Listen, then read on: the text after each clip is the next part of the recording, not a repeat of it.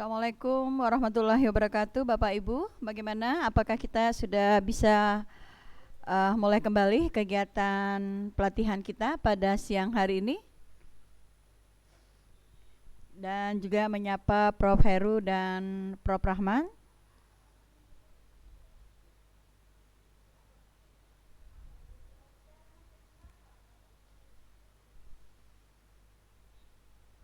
Ya, Bapak Ibu sembari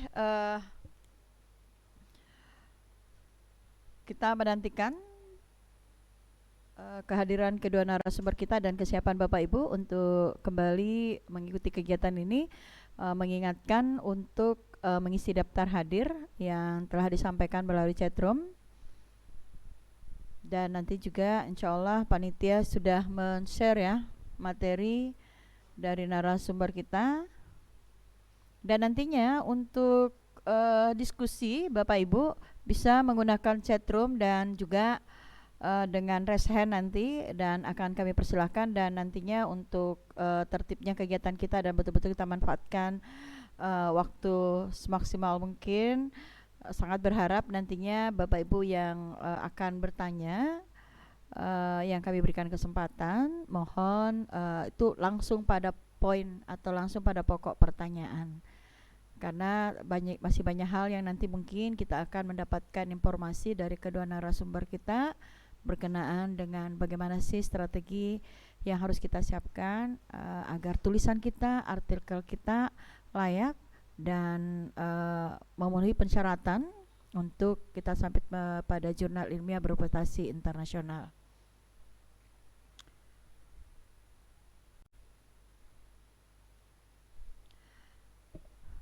Baik, Bapak Ibu yang kami banggakan, alhamdulillah Prof. Heru dan juga Prof. Abdurrahman sudah hadir, dan sekali lagi terima kasih banyak Prof. Saat ini tepat pada pukul 13.00 waktu Indonesia Tengah, sebagaimana yang tadi kita sudah sampaikan bahwa insya Allah kembali kita akan memulai acara ini, dan mungkin kita akan langsung meminta kepada peserta dari beberapa uraian yang disampaikan kedua narasumber kita, termasuk bagaimana strategi dalam penulisan artikel jurnal ilmiah berreputasi internasional, apa saja yang harus diperhatikan. Dan tadi terakhir Prof. Rahman ada tips pertama bahwa kita harus berani mencoba. Apakah kita diterima atau ditolak itu persoalan kedua, tapi kita harus berani mencoba, karena diterima juga alhamdulillah, ditolak juga alhamdulillah, karena ada informasi untuk perbaikan terhadap tulisan yang kita kirim. Baik, Bapak Ibu, selanjutnya kita memberikan ruang untuk diskusi, dan Bapak Ibu bisa menggunakan chatroom dan juga menggunakan bisa dengan melalui raise hand-nya untuk menyampaikan, dan sangat berharap bahwa nantinya pada saat penyampaian pertanyaan itu langsung pada pokok persoalan yang ingin disampaikan untuk kita dapatkan penjelasan dari kedua narasumber kita. Dan untuk sesi pertama mungkin saya persilahkan 5 orang penanya. Ya, 5 orang penanya, kita masih banyak waktu, insya Allah kita selesai pada pukul 15.00. Apakah ada Ibu para peserta, mohon bantuan IT dan juga Pak Ramdan untuk dapat membantu melihat di antara para peserta yang ingin bertanya ataupun juga di chatroom. Ya, Ibu Kasneni dari Fakultas Ekonomi dan Bisnis. Ya, Ibu Kasneni, mungkin bisa disorot bagian IT, Bu Kasneni. Yang kedua ini Pak Syarif ya. Yang ketiga Ibu EN. Jadi ada 5. Pertama Ibu Kasneni, kedua Pak Syarif, yang ketiga Ibu EN. Tiga, masih ada 2 orang Bapak Ibu. Ya, Ibu Ihwana. Ya, Ibu Ihwana baru 4. Saya kira tidak apa-apa, sembari nanti kita menantikan tambahan 1 orang. Dan Bapak Ibu yang belum kami sebutkan boleh menggunakan chatroom untuk disampaikan pertanyaan kepada kedua narasumber kita. Baik, yang pertama kami persilahkan kepada Ibu Kasneni. Silahkan Bu, langsung pada persoalan. posisi mikrofon. Mohon IT Bu Kasnaini.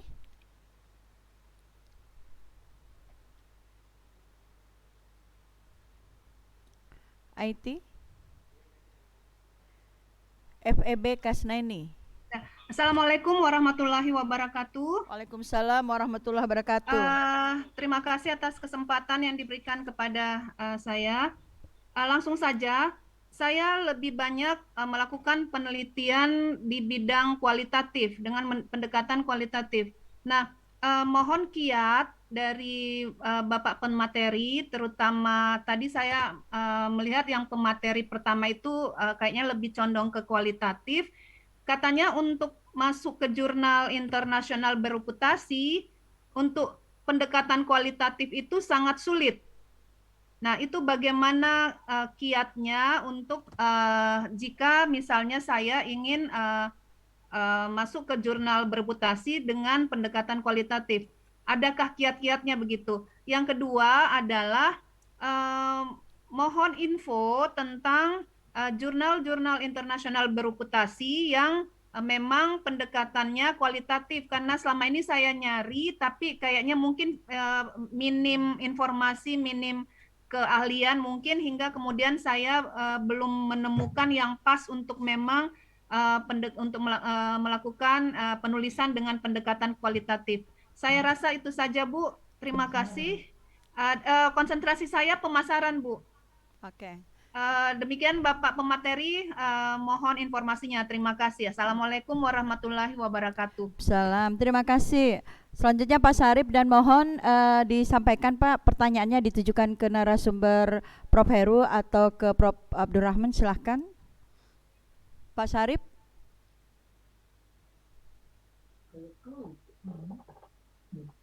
IT mohon dibantu Pak Sarip. Ya, Pak Syarifuddin teknik. Syarifuddin.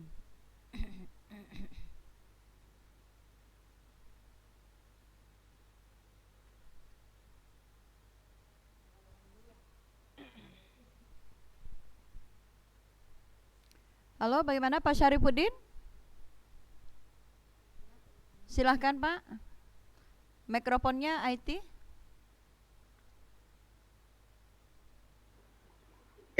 Assalamualaikum warahmatullahi wabarakatuh. Terima kasih, tentu yang pertama-tama terima kasih kepada Universitas Muslim Indonesia yang telah memfasilitasi kami sebagai peneliti. Saya kebetulan adalah mahasiswa doktoral akuntansi, dan pertanyaan pertama mungkin saya ke Prof Heru.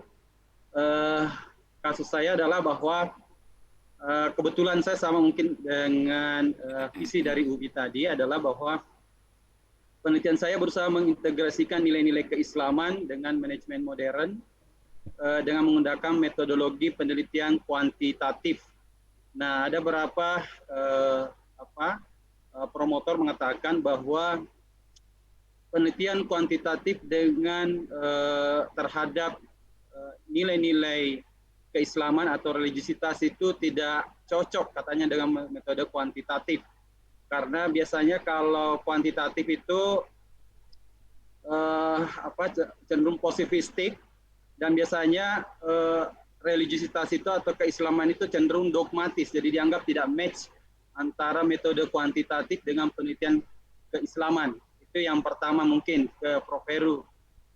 Kemudian yang kedua ke Prof Rahman. Ini adalah kasus saya sebenarnya Prof. Saya mensubmit ke salah satu jurnal internasional, dan setelah 1 bulan saya mendapat kabar bahwa status jurnal saya di-reject dengan alasan bahwa mereka, skop jurnalnya mereka itu tidak ingin terlibat dengan yang berbau keagamaan atau bersifat suku dan lain sebagainya.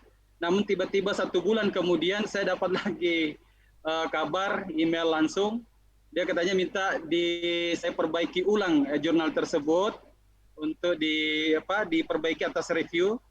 Nah, ini sedikit saya kebingungan ini menanggapi, karena satu, yang pertama mengatakan ditolak, terus yang kedua dia minta diperbaiki. Ini mungkin kira-kira mohon saran dan tanggapan atas pengalaman yang selama ini dimiliki oleh Prof. Rahman. Terima kasih, Bu. Assalamualaikum warahmatullahi wabarakatuh. Salam, terima kasih Pak Syarifuddin. Selanjutnya kami persilahkan Ibu EN.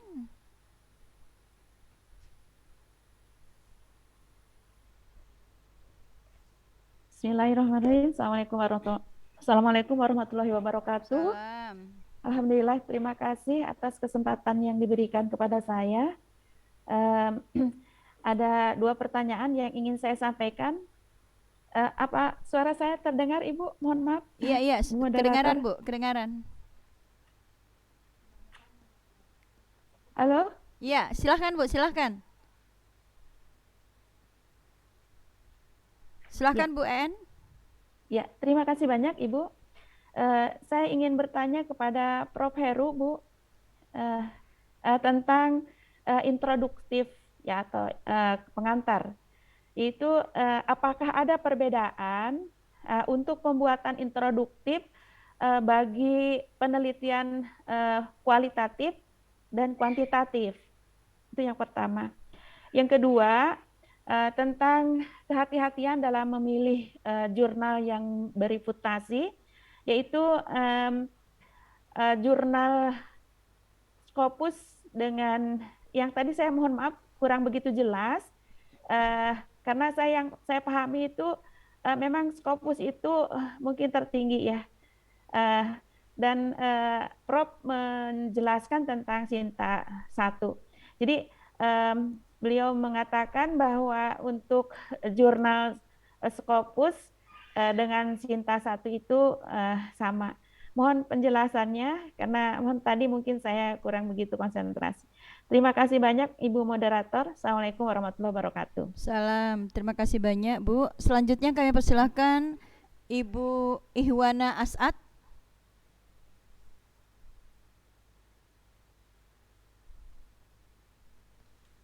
Silakan Ibu Ihwana. Ya.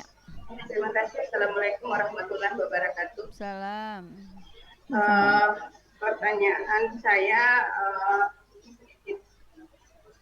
ada 2 poin ya. Yang pertama untuk Prof. Abdul Rahman, ini kedua pertanyaan saya kepada beliau. Mohon kiat dan masukan Prof untuk agar bisa tembus di jurnal bereputasi internasional. Namanya saya ini sebagai dosen baru. Apakah harus mengikut seorang yang sudah punya nama? Karena saya rasa kalau kita yang baru ini ya baru dan belum ada pengalaman seperti itu, Prof. Jadi mungkin apa kiat-kiat yang kami bisa lakukan untuk dosen baru ini. Kemudian yang kedua mengenai masalah mengenai review jurnal ini, Prof. Ini sangat menarik. Saya pikir kira-kira untuk mereview jurnal ini, apakah kita harus membuat kajian baru untuk membandingkan jurnal yang sudah ada ini yang kita review, atau bagaimana, Prof? Saya kira itu juga. Terima kasih. Assalamualaikum warahmatullahi wabarakatuh. Salam, terima kasih banyak Bu. Untuk kedua narasumber ini ada 2 pertanyaan, jadi mungkin langsung saja saya membaca, Prof. Kan sebenarnya ini ada 5, tetapi ini ada tambahan 2 orang, Pak Dr. Muhammad Ikhtiar dan Pak Ilham Syafi'i di chatroom.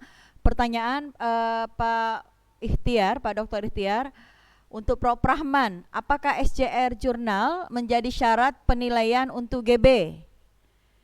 Dan untuk Pak Ilham Syafi'i, bagaimana mengetahui status jurnal yang bereputasi dan yang abal-abal? Baik, ada 6 pertanyaan, Prof. Dan untuk pertanyaan respon pertama dari narasumber, saya persilahkan pada Profesor Dr. Abdul Rahman, dan nantinya setelah itu Prof. Heru, dan masing-masing kami beri waktu juga 30 menit, Prof. Disilahkan.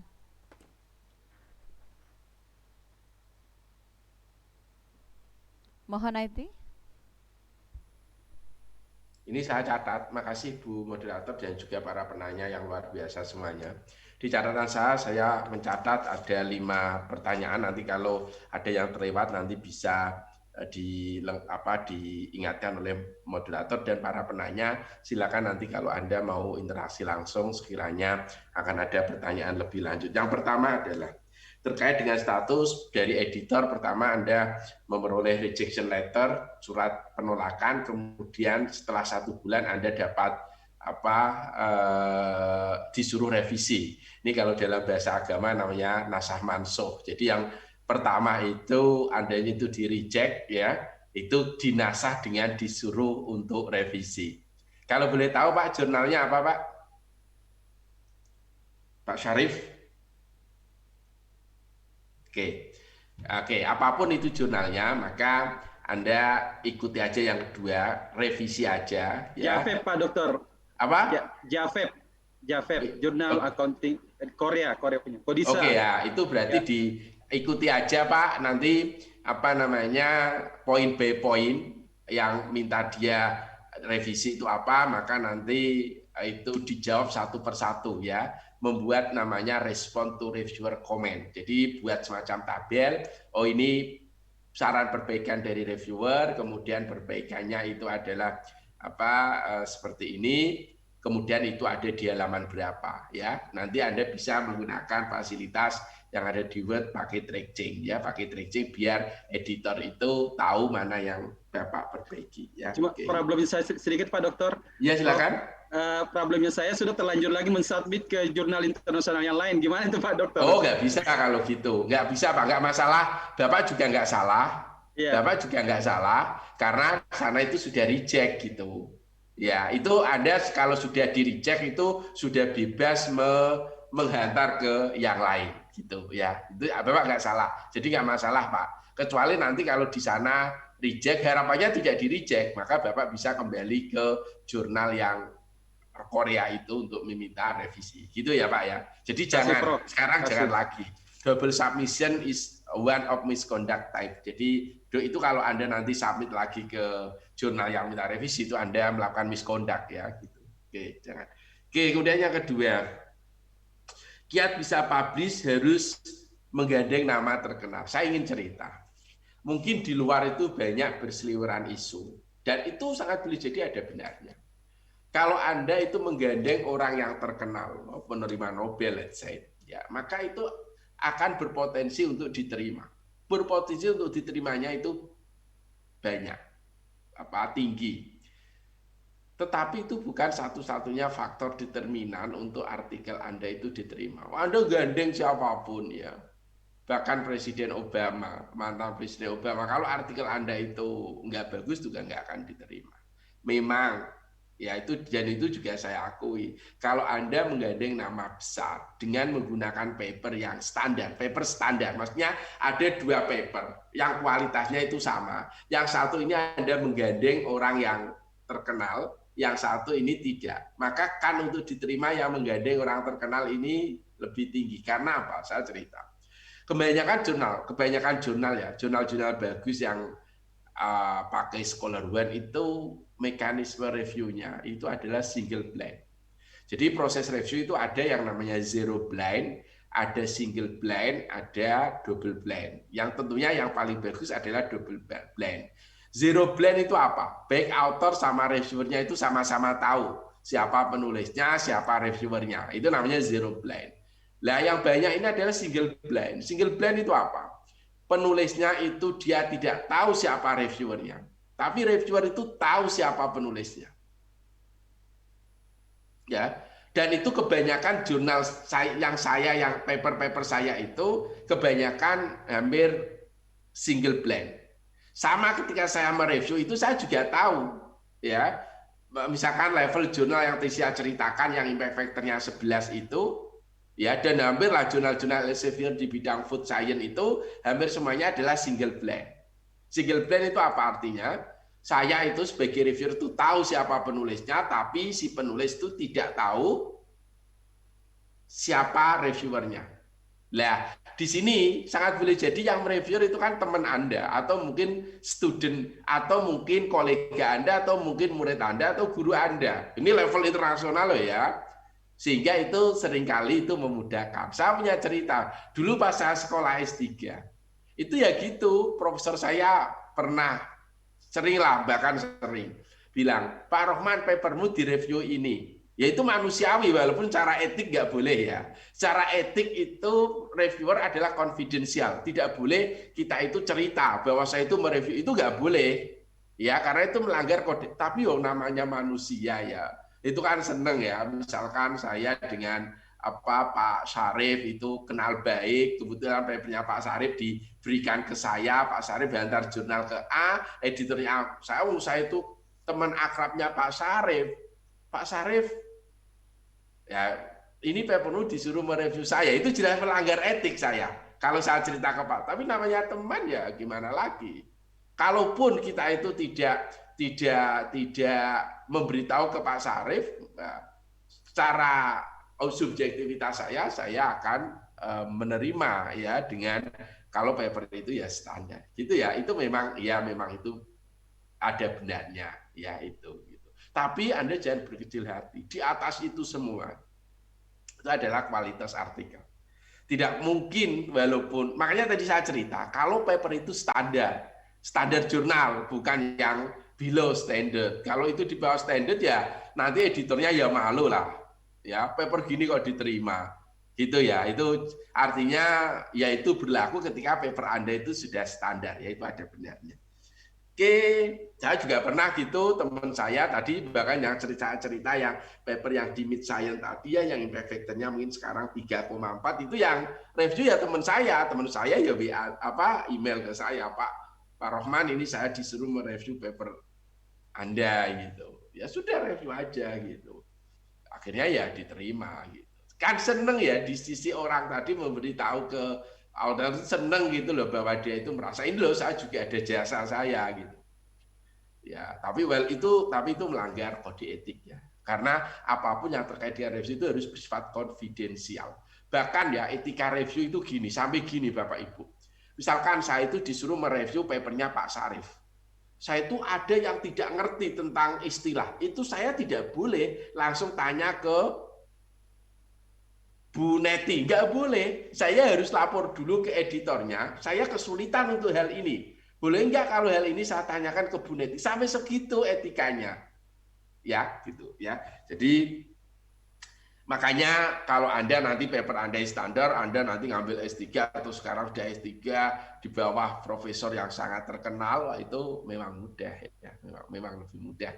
Tapi syaratnya satu, papernya harus standard. Artinya ya standard itu ya cakupannya sama dengan paper-paper isu-isu terbaru dari jurnal yang Anda submit ya. Kemudian yang pertanyaan nomor 3. Ini orang yang sama. Review artikel, ya saya cerita 3-4 jam saya bisa bercerita tentang review artikel. Tapi satu hal gini, review artikel itu secara sederhana dikatakan gini, bahwa Anda itu mereview paper orang. Ingat ya, yang namanya review artikel itu Anda menggunakan data sekunder. Tidak boleh Anda itu menampilkan data yang belum pernah terpublikasikan untuk ditulis dalam review artikel. Karena itu aturannya gitu. Contohnya gini, misalkan Pak Syarif itu melakukan kerja di lab penelitian. Dia sudah dapat separuh, paham ya? Terus setelah itu kena lockdown, nggak bisa melanjutkan. Tapi ingin tetap menulis paper ini, lalu gaduh-gaduh. Ada datanya itu dia mengambil dari data yang baru pendahuluan ini, kemudian ditambah review artikel, itu nggak boleh. Kenapa? Karena datanya ini adalah data original, ya, data original. Nah, review itu ada 3, ada namanya naratif review. Itu lebih longgar, review question-nya, kemudian ada systematic review, dan kalau systematic review itu nanti dilakukan analisis secara statistik, maka namanya meta analisis. Dan itu ada panduan yang dibuat oleh komunitas penulis systematic review dan meta analisis. Anda bisa download, namanya Prisma. Tapi ini bukan Prisma Indonesia, tapi itu prefer item for systematic review and meta analysis, itu singkatan Prisma itu ya. ISMA itu ya, prefer item for systematic review and meta analysis, itu singkat dengan Prisma. Itu Anda bisa download dan di situ nanti ada langkah-langkahnya. Itu akan meng-guide Anda untuk bagaimana caranya menulis review, mulai dari selection of literaturnya harus diseleksi, kemudian melakukan kriteria inklusi, eksklusi, ya, redundannya dihilangkan, kalau itu tidak dimasukkan studi alasannya apa harus dituliskan, itu ada panduannya namanya di Prisma. Itu dibuat oleh komunitas internasional bagaimana kalau mau menulis review artikel ya. Oke, kemudian pertanyaan nomor 4. SJR-nya apa? SJR itu disyaratkan untuk naik guru besar, terutama di posisi syarat khusus. Jadi di syarat khusus itu harus ada nilai SJR-nya sekian. Atau bagi Bapak Ibu yang mau naik guru besar tetapi lewat jalur kurang dari 20 tahun, ya, atau Bapak Ibu naik guru besar dari jalur dari lektor langsung ke guru besar, itu nilai SJR-nya disyaratkan lebih tinggi. Kalau Bapak Ibu reguler itu SJR-nya itu hanya menyangkut di syarat khusus. Tapi artinya kalau Bapak Ibu nanti mau naik guru besar kan atur sekarang ya, itu kan 20 tahun. Boleh kurang dari 20 tahun, tapi antara 10 sampai 20 tahun itu harus mempunyai paper dengan nilai SJR sekian, ada jumlahnya, ada tabelnya. Atau Bapak Ibu dari lektor ke guru besar juga boleh, ya itu. Tapi harus ada syarat SJR. Jadi SJR-nya itu diperlukan, ya. Jadi menjadi syarat guru besar. Baik guru besar reguler itu terkait dengan syarat khusus, atau guru besar melalui jalur loncat jabatan atau percepatan waktunya kurang dari 20 tahun, ya. Kemudian, bagaimana untuk mengetahui jurnal abal-abal? Gunakan rumus sederhana tadi saya, Pak. Ya kalau tadi ya, jurnal itu Anda pilihlah jurnal yang berada di pengelolaannya, berada di publisher yang berbeda. Ini cara paling mudah. Ya, paling mudah di Elsevier, di Springer, Wiley, Sage, yang Taylor itu kan bagus-bagus. Atau berada di bawah pengelola universitas. Lah, kalau Bapak Ibu itu masih punya kecerdasan lebih, Anda bisa masuk ke Thomson. Makanya saya itu dari tadi itu saya sudah menghindari namanya Scopus itu. Kata-kata ya, makanya dari awal tadi saya kan bilang high impact, terindeks di Thomson. Karena Scopus itu seringkali tiba-tiba di-cancel karena dia syarat awalnya untuk diindeks itu nggak begitu ketat, Bapak Ibu. Saya cerita, makanya di Indonesia itu belum ada satupun jurnal yang terindeks di Web of Science ya. Atau kalau ada saya bilang ya, ini Bapak Ibu harus tahu istilah-istilah. Jurnal itu kan salah satu metrik jurnal itu adalah diindeks oleh beberapa lembaga pengindeks. So far yang saat ini tertinggi ya, artinya yang sangat reputable ya, itu adalah di Web of Science. Kemudian di bawahnya saya itu Scopus itu mediocre Bapak Ibu. Ya, dan di bawahnya lagi itu ada DOAJ, Indeks Copernicus gitu. Ya, makanya kalau Bapak Ibu mau terjebak tidak di abal-abal ya Anda masuk di webnya ada itu caranya, masuk di Clarified, kemudian nanti ada jurnalnya dimasukkan, kemudian nanti Anda cek. Kalau dia masuk di Science Citation Index Expanded SCIE ya Pak ya. Kalau Social Science Citation Index SSIE, jangan yang ESCI. Kalau Emerging Sources itu belum. Ya, tapi yang terindeks apa tadi? Science Citation Index Expanded SCIE atau di Social Science Citation Index ya. Jangan yang ESCI Emerging Sources itu baru istilahnya belum masuk ke kriteria bereputasi. Nah, nomor 2-nya gini, Anda supaya tidak terjebak dengan yang abal-abal tadi ya, memang banyak. Pertama itu apakah dia berada di publisher yang bagus, oke. Apakah dia itu berada di pengelolaannya bagus, universitas ya. Oke, Anda bisa mencirikan dengan yang 3, apakah dia itu terindeks di Thomson. Itu sudah bayar berapapun kalau itu terindeks di Thomson katakan bagus. Oh ya Pak ya, jangan dibalik. Asalkan bayarnya tinggi bagus. Enggak, kalau itu tidak. Tapi saya katakan gini, cara umum. Bayar berapapun enggak masalah karena jurnalnya terindeks di mana? Web of Science. Tapi jangan dibalik. Nah, makanya ciri keempat, Pak.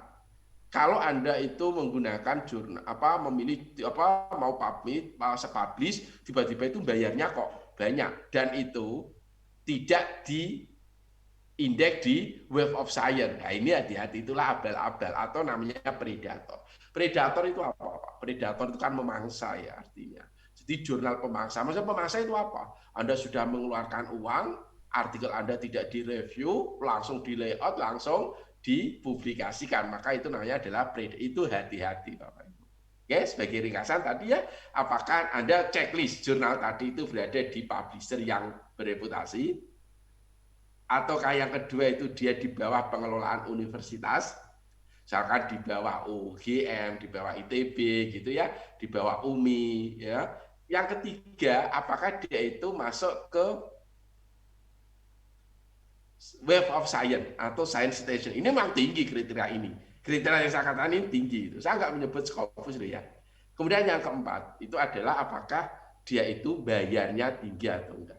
Jadi kalau bayarnya tinggi nggak masalah karena masuk ke kriteria tiga tadi bahwa dia itu sudah diindeks di Web of Science. Dan apa yang saya sampaikan insya Allah saya pertanggungjawabkan gitu ya. Jadi kalau Anda misalkan publish di Elsevier insya Allah ya bagus. Di Springer ya bagus ya. Itu ya 5 pertanyaan yang sudah saya jawab. Silakan kalau nanti dari penanya mau menyanggah atau mau memperdalam atau mau melebarkan pertanyaan ya kami persilakan. Baik, ya, Prof. Dengan izin moderator mestinya. Makasih banyak, Prof. Baik, sementara kami serahkan ke narasumber kedua untuk memberikan respon dari pertanyaan para peserta. Silakan, Prof. Prof. Heru. Baik, terima kasih moderator, Bu Nurjanah ya. Ada 3 penanya ya, ada dari Bu Kasneni, dari Pak Sarif, sama Bu EM ya. Oke, jadi kalau jurnal yang kualitatif dalam arti dia menggunakan pendekatan atau paradigmanya interpretif, itu memang tidak terlalu banyak. Jadi yang menggunakan paradigma interpretif itu misalnya fenomenologi, ya, grounded research, etnografi. Nah itu tidak terlalu banyak kalau untuk kajian bisnis dan manajemen, ya tidak terlalu banyak. Cuma ada beberapa jurnal yang top tiers ya seperti Administrative Science Quarterly itu ada di sana. Kemudian mungkin jurnal-jurnal level menengah ya itu juga ada tapi campur, itu biasanya campur. Jadi dia mengizinkan positivistik dan interpretif. Tapi overall memang lebih dominan lebih dominan yang pendekatan positivistik ya. Jadi banyaknya studinya eksperimental, kemudian survei ya. Tapi dicoba aja. Saya kira kalau yang di level tadi tengah itu cukup banyak, dia campur. Saya tidak melihat yang memang spesifik ke jurnal kualitatif. Kemudian saya sendiri sebetulnya lebih banyak di jurnal kuantitatif ya, positivistik perspektifnya. Saya senang sekali nih lihat pertanyaan-pertanyaan teman-teman dari ekonomi ya, ekonomi manajemen ya, ekonomi akuntansi manajemen ya. Ini kaitannya dengan dosen ya. Dosen itu kan sebetulnya bukan hanya mengajar, dia pendidik profesional sekaligus peneliti ya. Nah, sehingga peneliti ini kan outputnya ya Anda menghasilkan karya-karya ilmiah tadi ya. Jadi tadi untuk publikasi saya kira nggak usah khawatir, dicoba aja. Di beberapa jurnal yang level menengah saya lihat memang misalnya Q3, Q2 gitu banyak sekali kesempatan untuk publikasi yang menggunakan pendekatan kualitatif. Tapi ingat, kualitatif itu sendiri yang seperti apa nih? Ya, kalau hanya sekedar kadang-kadang cuma deskriptif ya, bukan deskriptif ya, tapi kualitatifnya itu cuma kayak report gitu, report yang singkat, itu memang bukan seperti itu. Jadi kita lihat misalnya kalau pendekatan bisnis manajemen ya, kita menggunakan pola-pola yang dikembangkan di dalam bukunya Creswell itu. Jadi kita mau pakai etnoka atau fenomenologi ya, etnomarketing itu juga sudah ada ya studi itu. Nah itu saya kira jurnalnya ada walaupun tidak banyak ya. Kemudian pertanyaan berikutnya terkait dengan introduction, ya, introduction untuk kualitatif dan kuantitatif. Memang kuantitatif seringkali yang muncul adalah kontroversi antar sejumlah hasil riset. Ya, ada kontroversi hasil riset, sejumlah studi menunjukkan begini, sejumlah studi seperti ini, atau riset gap. Itu biasanya di dalam pendekatan positivistik.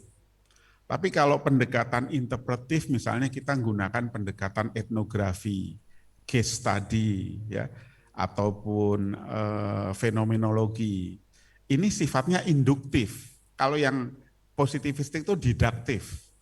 Yang satu ini pendekatannya induktif. Kalau kita bicara case study, apa nih kasusnya? Ya, kasusnya apa? Harus bisa diilustrasikan kasus di dalam organisasi itu di introduction-nya. Jadi yang namanya induktif kan dari hal yang spesifik khusus dibawa ke umum, ya. Nah, jadi kalau kita bicara deketi dengan case study, apa case-nya? Nah, pertanyaan-pertanyaan riset itu sebetulnya akan membantu kita untuk nanti pertanyaan riset di kepala kita itu kita tuangkan di introduction, ya. Kira-kira arahnya kemana? Jadi kalau introduction-nya sekali lagi lebih ke induktif kalau untuk yang kualitatif, ya. Kalau saya kasih contoh tadi kasus, maka di introduction-nya spesifik case-nya seperti apa, itu diilustrasikan betul. Kebetulan saya memang pernah studi itu, ya. Nah, kalau di dalam pendekatan positivistik itu seringkali terjadi kontroversi antar sejumlah hasil riset. Ya, ada isu seperti itu. Atau seperti yang saya contohkan tadi di awal, bahwa studi-studi tertentu itu dilihat hanya pada dari sisi negatif, misalnya dari sisi ketidakadilan yang tadi saya contohkan. Sehingga masih sangat jarang kajian-kajian pada sisi keadilan yang tinggi. Apalagi konfigurasi. Nah, ini kan sebuah introduction yang mengarahkan ke riset kita untuk melakukan pendekatan yang sifatnya konfigurasional.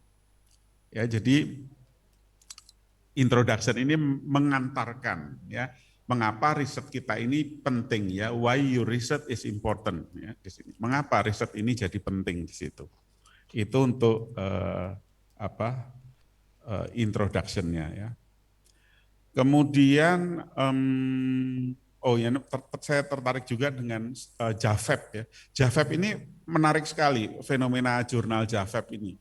Saya lihat jurnal ini memang betul di Korea dan sekarang menjadi idolanya para dosen yang mau naik pangkat. Bahkan saya pernah mereview salah satu dosen yang mau naik pangkat itu mayoritas JAVEP, bahkan edisinya hanya selisih 1 edisi. Nah, ini kita mulai tanda tanya nih, kenapa kok? Dan saya lihat juga JAVEP itu memang terbitnya bisa ratusan artikel sekali terbit, ya, sehingga saya melihat tingkat kesulitannya kok saya bandingkan dengan sejumlah artikel Sinta 2 aja, itu malah lebih berat artikel di Sinta 2, misalnya di Gajah Mada, itu jauh lebih berat daripada JAVEP kalau saya lihat. Tapi memang sampai sejauh ini JAVEP itu masih dianggap jurnal internasional bereputasi, ya, masih dianggap seperti itu. Tapi coba Bapak Ibu cek, berapa jumlah artikelnya di JAVEP itu. Dan saya lihat, karena saya punya bimbingan mahasiswa S3, itu mereka yang ngambil JAVEP itu ya 90% lebih itu lolos, ya.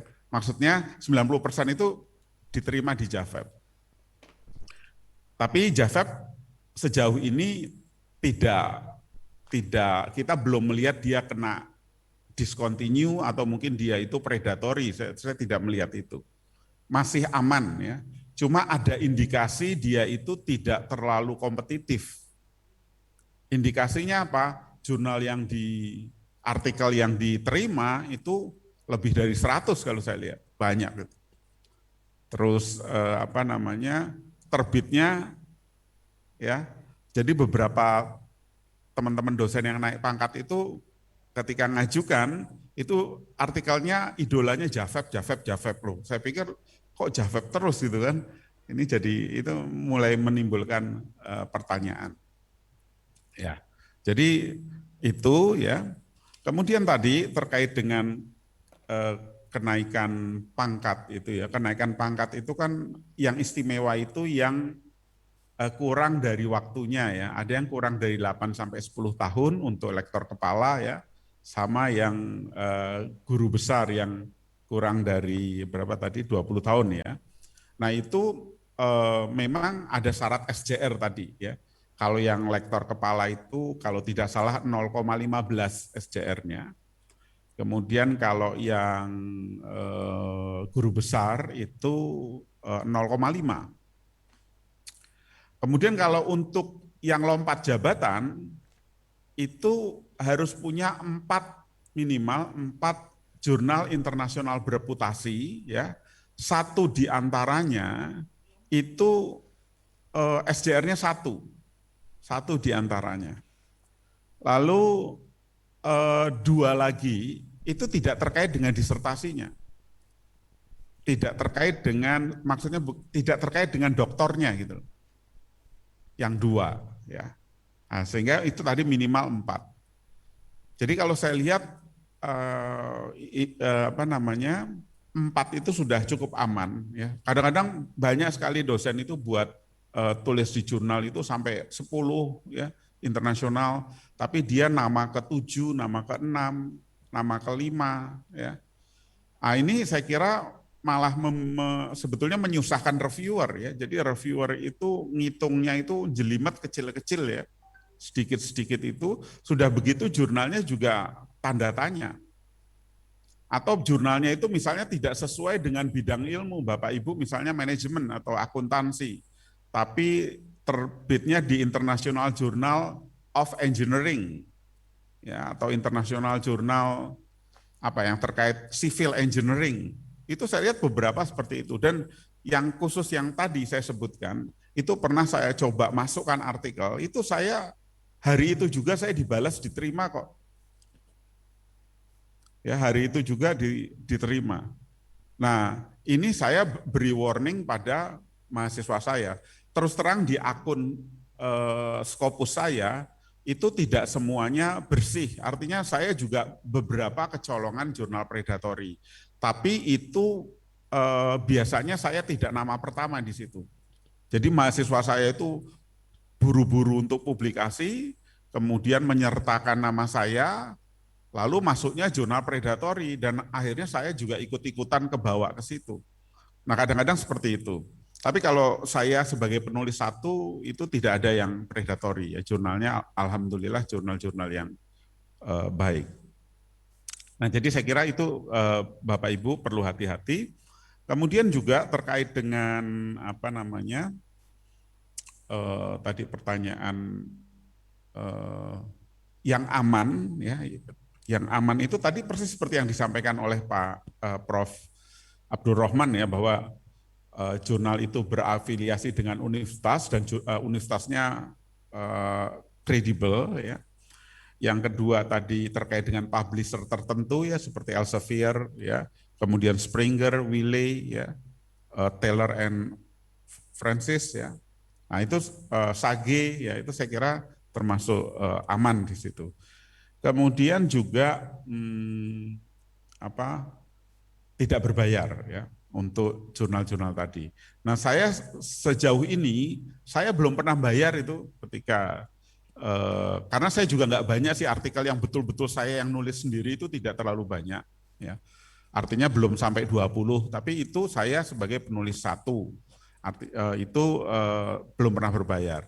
Nah yang berbayar itu justru ketika bimbingan saya berlomba-lomba mencari itu, apalagi ketika ada aturan, akhirnya tadi ya masuk jurnal-jurnal yang predatory.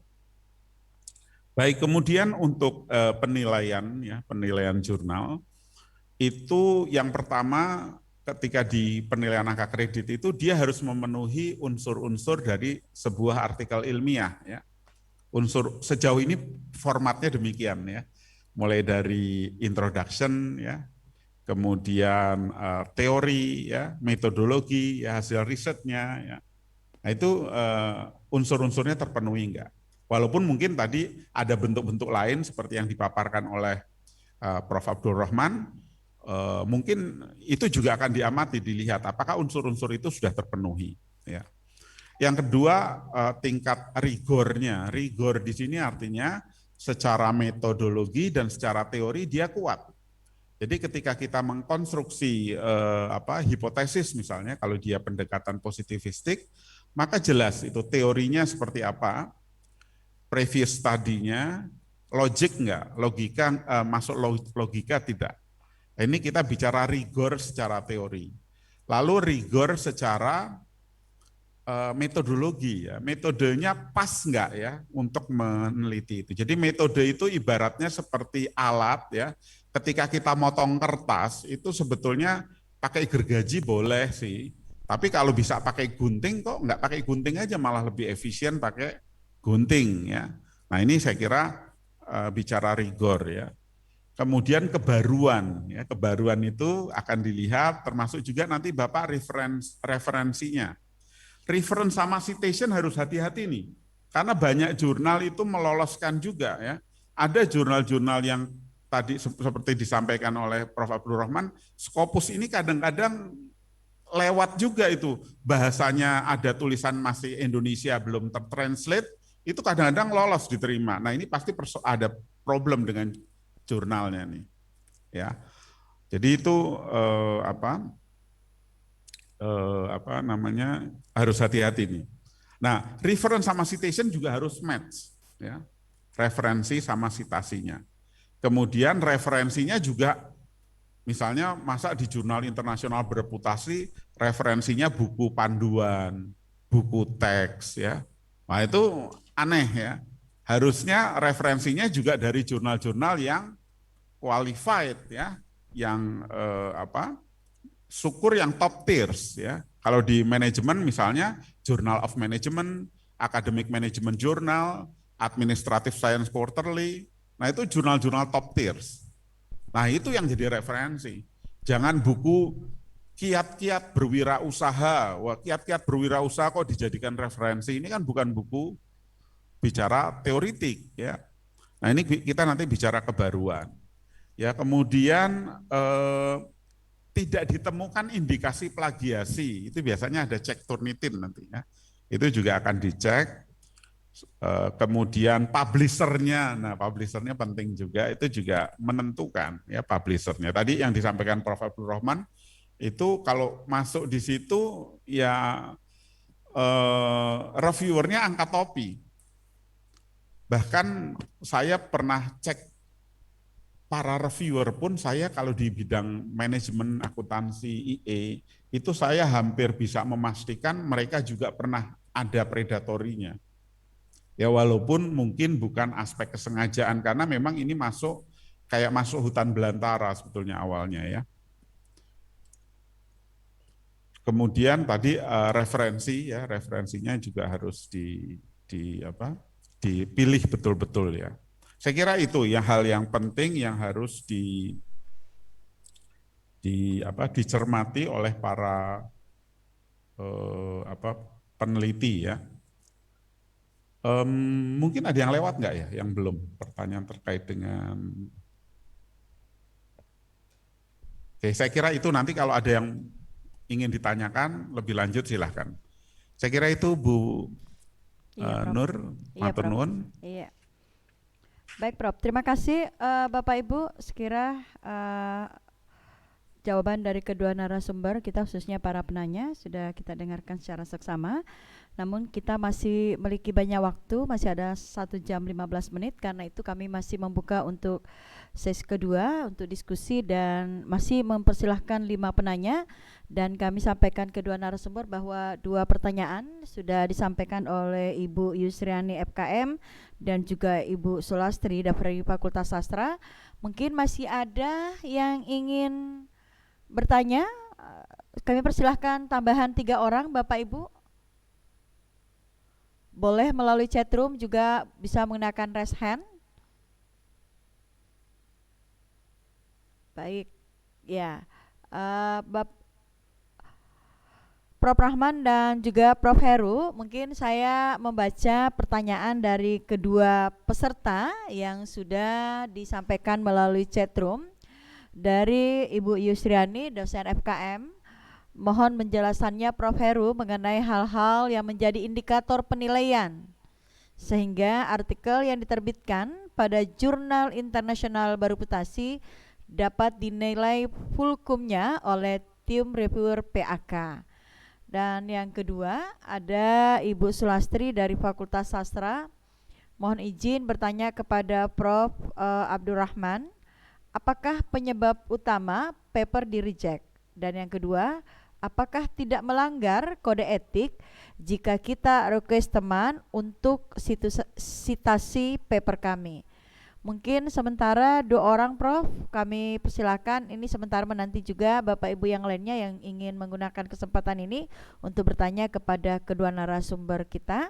Dan selanjutnya saya persilahkan kepada Prof. Rahman. Masing-masing ada Prof. Rahman dan juga Prof. Heru, pertanyaan dari peserta melalui chatroom. Dan ini ternyata ada satu Prof. Pak Syarifudin menambahkan bahwa terkait penelitian keislaman dengan pendekatan positivistik. Mungkin itu. Baik. Kami persilahkan mungkin Prof. Rahman mengawali. Silakan Prof. Iya. Jadi ini ada satu pertanyaan, ini bagus pertanyaannya dari Bu Sulastri ya. Jadi gini, tiap jurnal Anda nanti bisa baca di websitenya Elsevier itu, dia itu menuliskan kapan paper itu akan kena rejection, kapan paper itu akan rejection after review, kapan paper itu minor revision, kapan major revision, dan kapan itu accepted as submitted, artinya langsung diterima. Itu adalah yang salah satu yang menyebabkan dia itu di reject. Yang pertama itu out of the scope, ya gitu. Ini kebangetan lah, terlalu kalau Anda sampai memasukkan artikel kok skopnya itu di luar jurnal yang Anda tuju, makanya itu langsung di reject. Yang kedua adalah bahasa Inggrisnya itu membuat reviewer minum paracetamol. Makanya tadi saya katakan ya, ada datanya sangat bagus, tetapi kalau itu ditulis dengan tidak standar, ya panjang kalimatnya tapi nggak ada predikatnya, bahwasanya ini dan ini tapi nggak ada predikatnya, itu kan membuat reviewer harus minum paracetamol. Itu langsung di reject karena itu below standard. Yang ketiga, datanya itu tidak mencukupi. Makanya tadi saya punya tips ya, kalau Anda nanti mau biar paper Anda dari sisi data itu tidak di reject, maka Anda harus lihat isu terakhir dari jurnal yang Anda tuju. Contohnya gini Bapak Ibu, misalkan yang penelitian sosial. Anda itu mau submit artikel ke jurnal A. Begitu Anda amati, artikel-artikel di jurnal A itu pop sampelnya, itu yang diperiksa atau diwawancara itu levelnya adalah negara. Di jurnal itu hampir semuanya adalah negara levelnya. Lu Anda sampelnya hanya levelnya provinsi atau levelnya mungkin kabupaten, kota, Makassar. Mestinya ya kita pasti punya kecerdasan tidak berani menghantar paper kita itu yang dari sisi jumlah sampelnya aja itu tidak apple to apple dengan jurnal yang ketujuh yang kita tuju. Maka kita harus menurunkan artikel kita ke level atau di jurnal yang menerima jumlah sampelnya itu levelnya kabupaten. Itu contoh paling mudahnya. Ya, jadi saya punya tips, Anda lihat isu terakhir dari jurnal tadi. Itu ya. Yang keempat, seringkali yang membuat paper itu seringkali Anda itu beberapa ya, kalau ini dalam bidang sains, itu teknik analisis datanya itu tidak sesuai. Ya. Tidak sesuai, misalkan ini harus pakai teknik statistik, Anda pakai ini, ya nanti Anda akan disuruh reject, akan di reject. Paling banter kalau ada seperti itu, Anda di reject tapi diminta untuk resubmit. Artinya kalau di reject and resubmit itu artinya paper Anda itu masih diperbolehkan untuk diantar ke jurnal yang sama tadi. Tapi kalau keputusannya reject, itu paper itu nggak mau, jurnal tadi nggak mau lagi. Jadi keputusan itu ada reject and resubmit. Itu maksudnya saat ini di reject, Tapi silakan nanti Anda kalau memperbaiki sesuai dengan permintaan yang banyak itu bisa disubmit kembali. Gitu ya, itu penyebabnya. In detail Bapak Ibu bisa lihat di website semacam di Elsevier itu ada. Apakah tidak melanggar kode etik jika kita request teman untuk kalau ini melanggar kode etik? Ya, karena ini berdasarkan pada permintaan. Sebenarnya loh ya, karena akan ada semacam unsur paksaan. Tapi kalau by nature ya nggak masalah lah. Tapi ya tergantung ya. Maksudnya tergantung kalau itu topiknya itu relevan ya mungkin ya nggak begitu amat lah ya.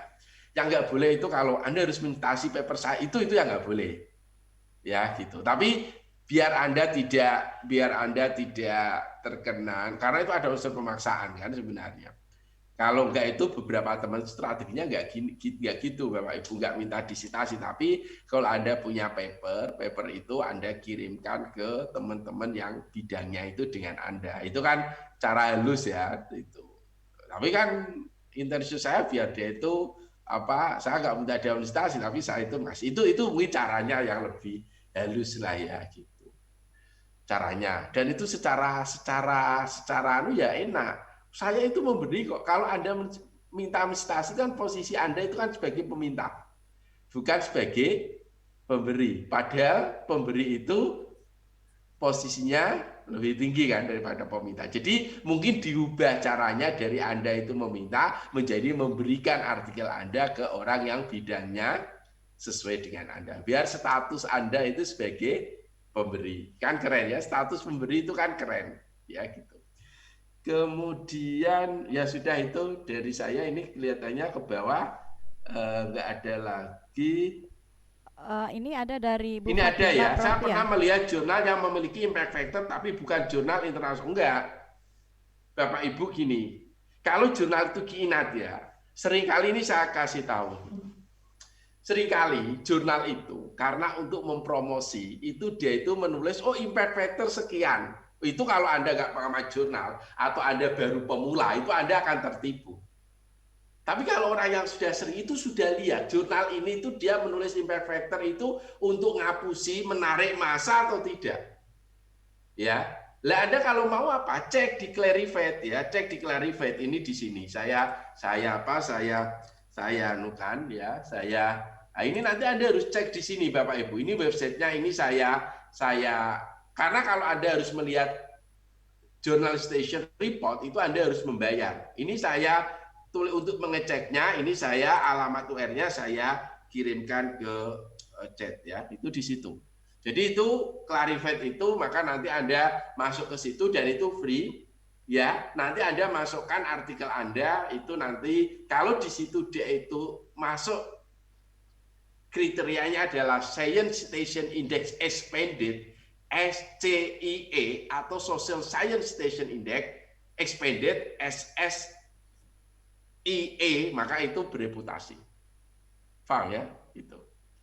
Jadi maka hati-hati gitu. Karena dulu saya pernah, dan ini nyata, bukan saya karang-karang. Pernah Mbak, dulu saya mantan Kaprodi S3 ya. Ada mahasiswa cerita gitu. Pas pada waktu ya sama lo mahasiswa. Ini Pak, alhamdulillah kita itu dapat publikasi di jurnal yang impact factor-nya 3,8. Namanya jurnal adalah International Journal of Pharmaceutical and Clinical Research, IJPCR. Memang ditulis di websitenya impact factor sekian. Padahal itu abal-abalannya untuk menggait. Terus saya jelaskan, ini loh impact factor itu adalah metrik yang itu miliknya Web of Science atau miliknya Thomson. Kalau Scopus namanya nilai SJR. Makanya Bapak Ibu kalau mau naik guru besar atau kolektor kepala kan mesti dengan nilai SJR sekian yang terindeks di Scopus atau impact factor sekian yang diindeks oleh Web of Science. Jadi itu jangan sampai tertukar-tukar. Jadi kalau ada jurnal yang hanya terindeks di Scopus, Anda tanya, impact factor-nya berapa? Oh jangan, nilai SJR-nya berapa? Oh, biar keren gitu loh ya, biar Anda tahu posisinya gitu. Dosen harus tahu ya, tahu metriknya apa. Paham ya Pak ya? Tapi kalau jurnal itu memang betul-betul terindeks di Web of Science, ya, maka itu bereputasi internasional. Tapi kalau Bapak ini tadi sebutkan juga jurnal ada impact factor-nya kok enggak bereputasi, itu sangat boleh jadi impact factor-nya adalah klaim sepihak.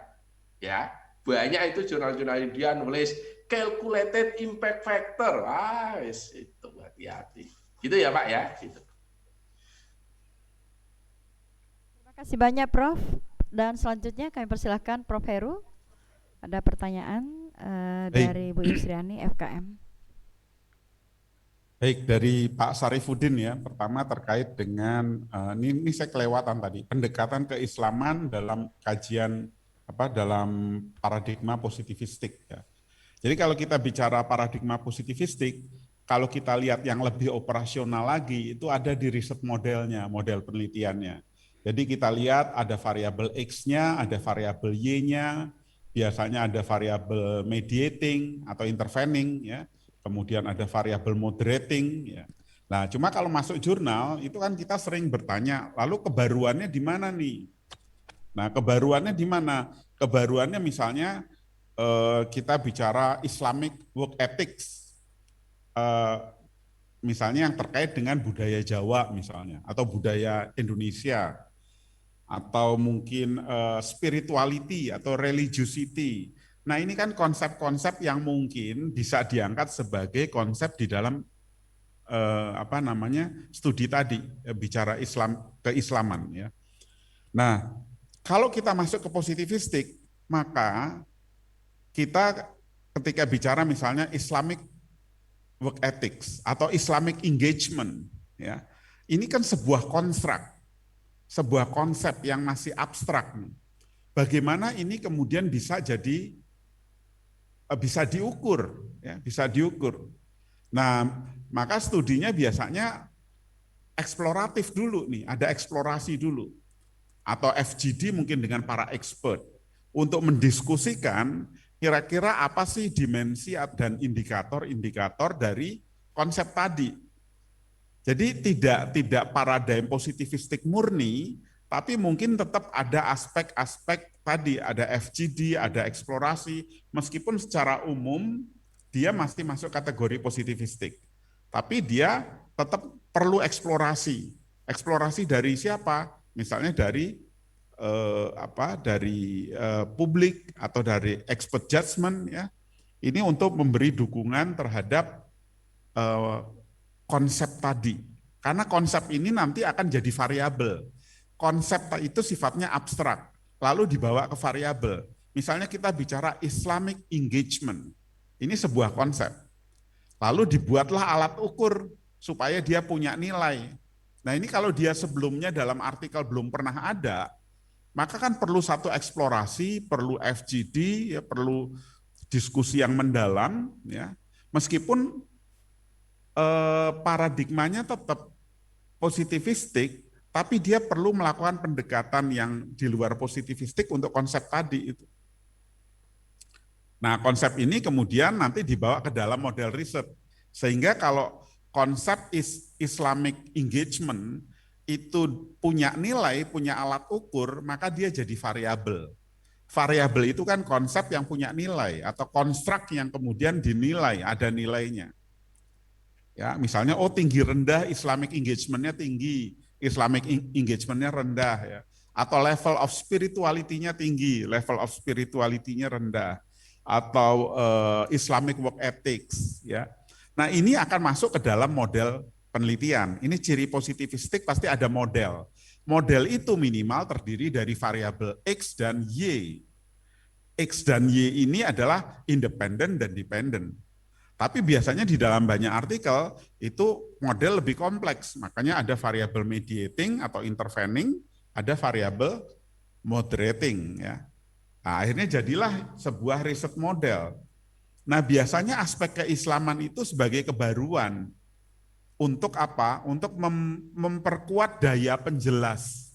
Atau kalau bahasa statistiknya, adjusted R kuadratnya itu menjadi lebih tinggi karena variabel-variabelnya ternyata menggunakan variabel yang memang appropriate untuk menjelaskan itu.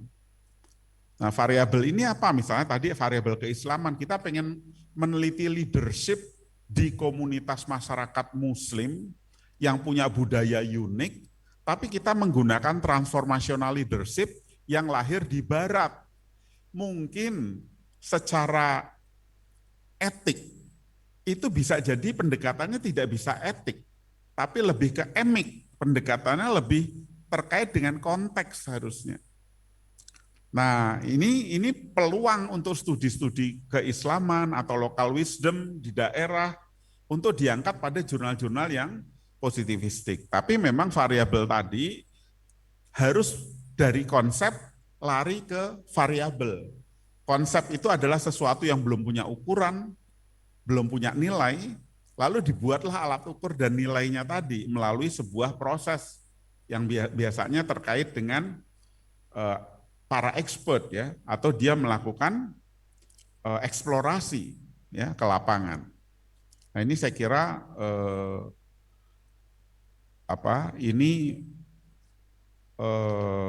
peluang justru studi-studi keislaman, local wisdom ke positivistik. Karena ada sebuah kritik ya Bapak Ibu Mas Mbak, kritik mengenai kajian positivistik itu seperti straight jacket, seperti jaket ketat, hanya melakukan pengulangan-pengulangan pada variabel X, Y, ya, X1, X2, X3, kemudian moderating, mediating, ya. Sehingga apa? Sehingga akhirnya sifatnya lebih banyak replikasi. Ya. Nah, ini seperti jaket ketat, padahal apa? Perkembangan bisnis, era di luar ini kan era disruption, era penuh inovasi yang luar biasa, itu bisa tidak terpotret oleh model yang kita bangun. Ya, model yang kita konstruksi. Sekali lagi saya ingatkan, model adalah hubungan antar variabel. Ada X dan ada Y minimal. Mungkin juga ada mediating atau moderating. Nah, seringkali model itu tidak mampu menangkap fenomena perkembangan inovasi yang sangat cepat. Jadi nanti yang saya khawatirkan penelitian positivistik itu ada di sini, lalu realitas itu ada di sini. Karena apa? Karena dia terlambat dan dia cenderung melakukan pengulangan-pengulangan saja. Nah, sehingga tadi perlu dibuka jendela, ya, perlu dibuka seperti adanya kajian keislaman, lalu masukkan aspek konsepnya tadi, turunkan ke dalam variabel misalnya seperti itu. Jadi kajian-kajian dalam manajemen bisnis psikologi ini penting juga melakukan kajian-kajian yang lebih eksploratif. Sehingga ke depan itu penelitian-penelitian positivistik itu tidak sementara ini kan beberapa buku teks Metopen itu berdebat antara kualitatif dan kuantitatif. Sebetulnya kualitatif dan kuantitatif itu tools saja. Atau bahkan mungkin kalau di level paradigm tidak ketemu, maka kita bicara level wise, ya, kebijaksanaan. Saya kira itu untuk yang yang kajian keislaman dalam positivistik ya. Lalu kalau Bu Yusriani, nah ini kalau penilaian itu full, kayaknya sih nggak ada sih penilaian yang full ya. Karena nanti Bapak Ibu ketika mau naik jabatan misalnya ke lektor kepala atau ke guru besar, itu kan pertama ada peer review dulu nih. Yang sering kali ngasih full itu peer review-nya, ya. Peer review kadang-kadang ngasih full. Tapi kalau pengalaman saya mengkaji peer review yang dari LL Dikti tertentu, itu saya lihat tidak full juga ya. Nilainya biasanya agak turun sedikit ya, ada penurunan sedikit. Belum lagi nanti ada penilaian di reviewer di LL Diktinya, kemudian di PAK Pusat. Nah cuma memang kita kan tidak ingin kemudian masa nilainya jurnal bereputasi 40 jadi 20. Berarti kan kita harus milihnya jurnal itu memang betul-betul bereputasi. Kalau dia betul-betul bereputasi, penurunannya paling jatuhnya nggak sampai 30, karena 30 udah masuk jurnal internasional biasa, jurnal jurnal-jurnal tertentu itu sudah masuk kualifikasi di bawah internasional bereputasi 30 itu Itu kalau dia tadi masih jurnal internasional bereputasi, seharusnya jatuhnya tidak sampai ke 30, paling 35, 36, atau 37. Nah, untuk itu memang tadi ada beberapa poin yang saya sampaikan. Pertama, unsur-unsur dia sebagai artikel ilmiah terpenuhi. Yang pertama. Yang kedua, tingkat rigornya. Ya, tingkat apa? Teori-teorinya yang dia gunakan itu memang fondasinya kuat. Jadi memang kadang-kadang reviewer di pusat itu sampai melihat bagaimana konstruksi dia, misalnya kalau dia positivistik, membangun hipotesisnya, logiknya.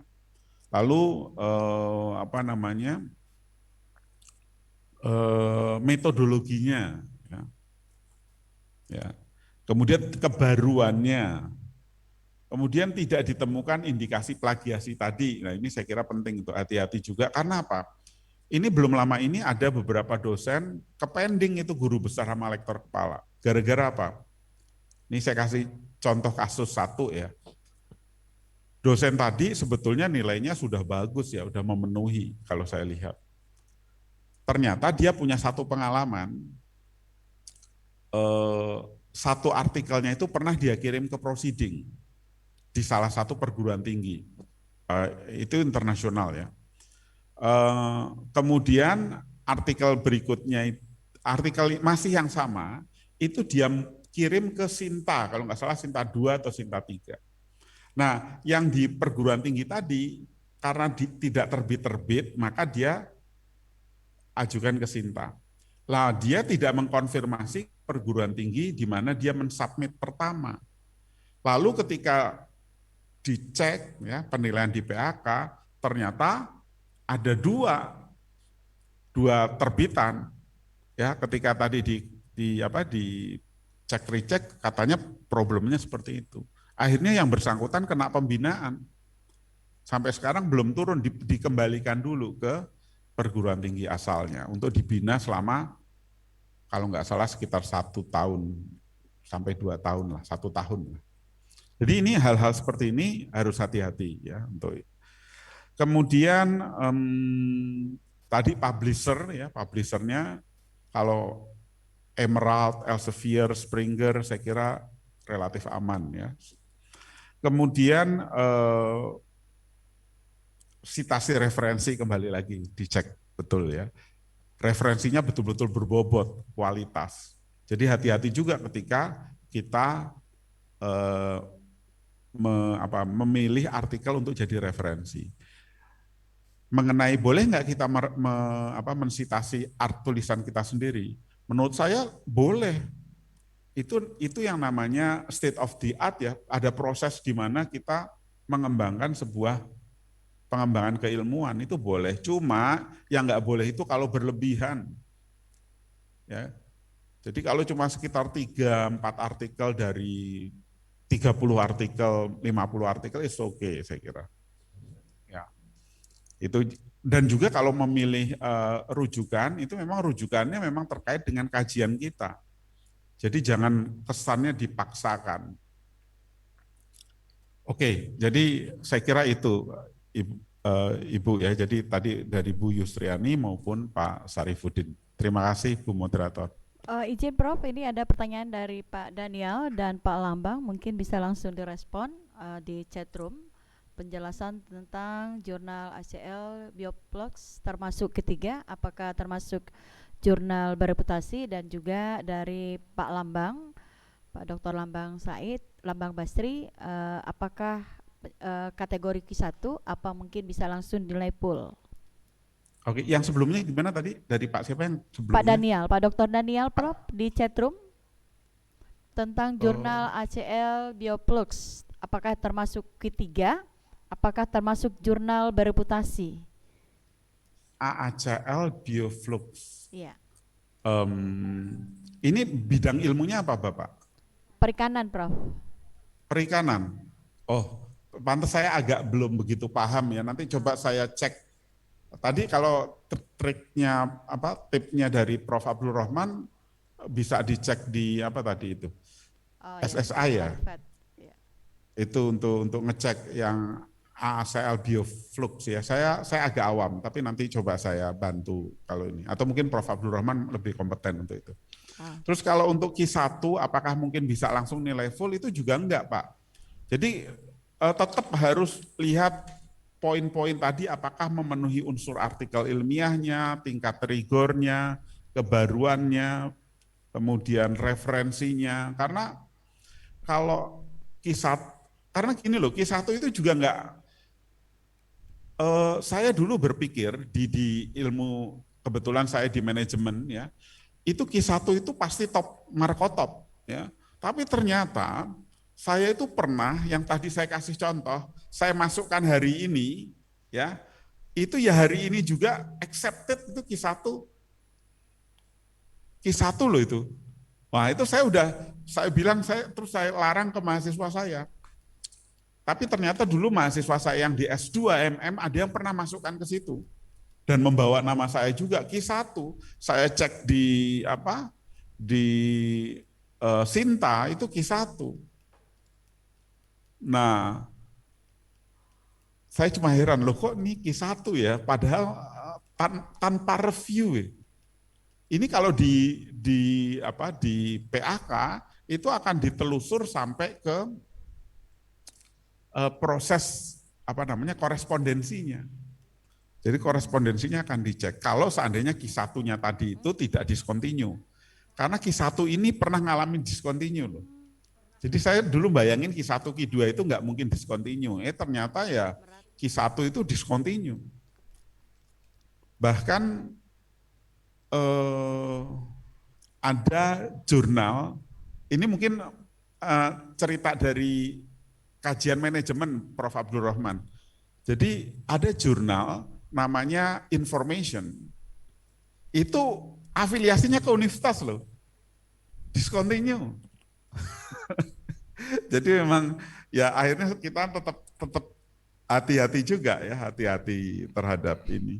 Jadi mungkin kalau di tadi yang Web of Science itu relatif aman lah.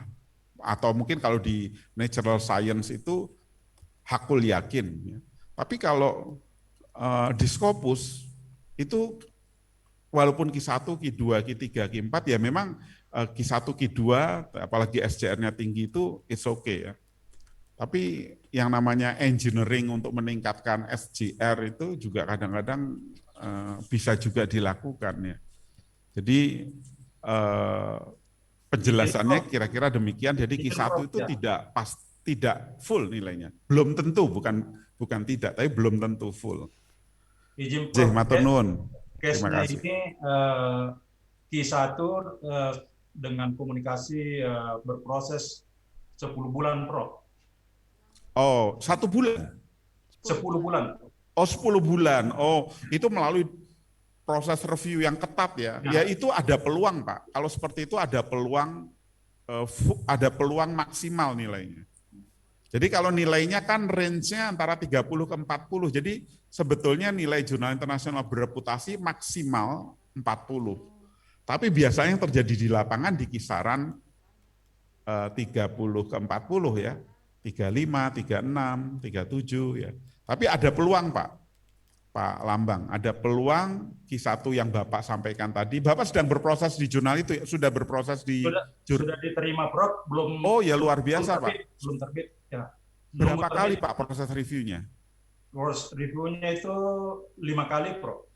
Wah itu saya kira uangnya besar Pak untuk nilai maksimal. Cuma kalau tadi pertanyaannya apakah kalau kategori Q1 langsung full itu belum tentu. Tapi kalau mungkin ya mungkin full. Tapi kan prosesnya tadi ada 3 tahapan Pak. Itu ada peer review, ada LL Dikti, ada PAK pusat. Paling kalaupun jatuh sedikit itu tidak kemudian ya masih dekat angka 40 lah, mungkin 39, 38 sekitar itu. Karena punya point of view yang kadang-kadang bisa berbeda tuh antar reviewer ya. Saya kira itu. Wah, kira-kira nih Pak Lambang sudah bisa dipahami ya Pak Lambang ya? Iya Prof, ya. Terima kasih banyak. Ini lagi proses ke GB Pak? Iya Prof, ya. Wah, semoga ya Pak ya, sukses. Amin, Prof. Baik. Terima kasih Bu Moderator. Makasih banyak Prof. Mungkin Prof. Rahman dari pertanyaan Pak Daniel, ada yang ingin direspon Prof? Sudah cek Bu, itu menurut kriteria dikti itu bereputasi. Oh ya, Pak Daniel sudah dijawab bahwa itu bereputasi dari Prof. Rahman. Jurnal yang tadi dipertanyakan. Jurnal itu di bawah komunitas internasional dan itu bereputasi komunitasnya. Dan jurnal ini sudah berusia lama sampai tak ISO 30, dia sejak tahun 80-an itu sudah ada jurnal ini. Jadi insya Allah aman. Menurut kriteria dikti semuanya itu masuk. Baik. Terima kasih. Bapak Ibu para peserta, masih ada yang ingin bertanya? Kami persilahkan, kita masih ada waktu 30 menit ke depan.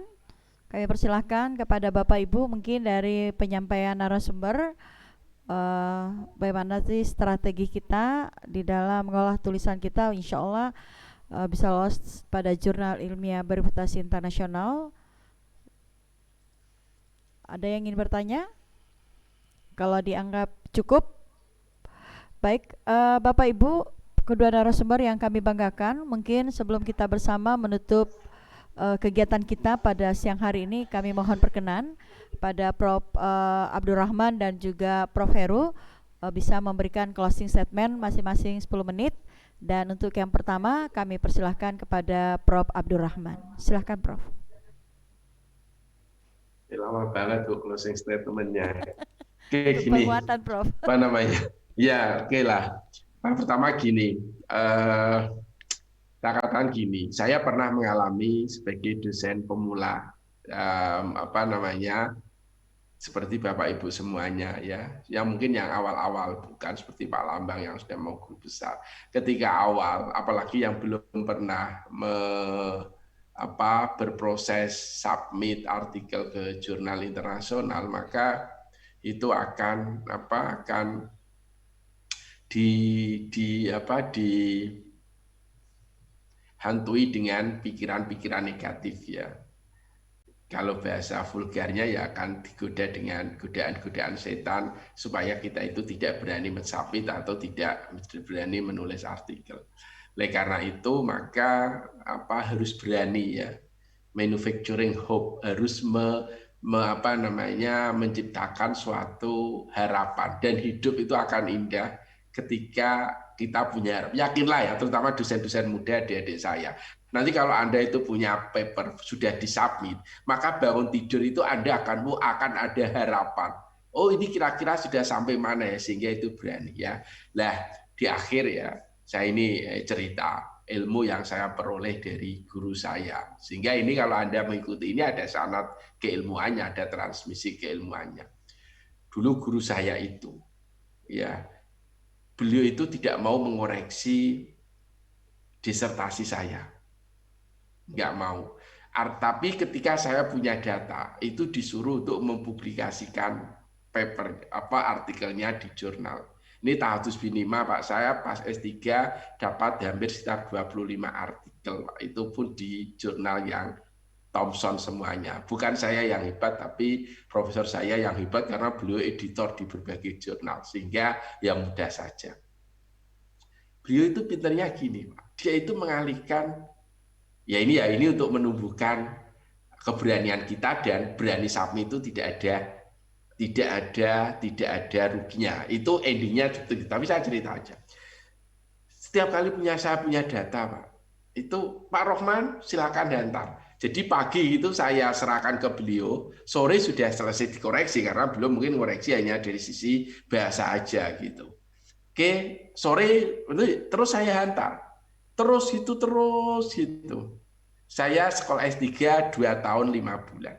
Selama 2 tahun 5 bulan itu saya berangkat Juli 2008, balik Desember 2010. Udah lulus 2 tahun 5 bulan.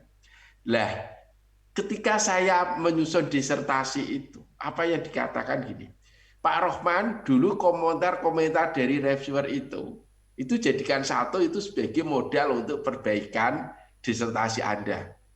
Nah selama S3 itu saya mungkin 2 atau 3 kali saja di reject paper itu, Pak.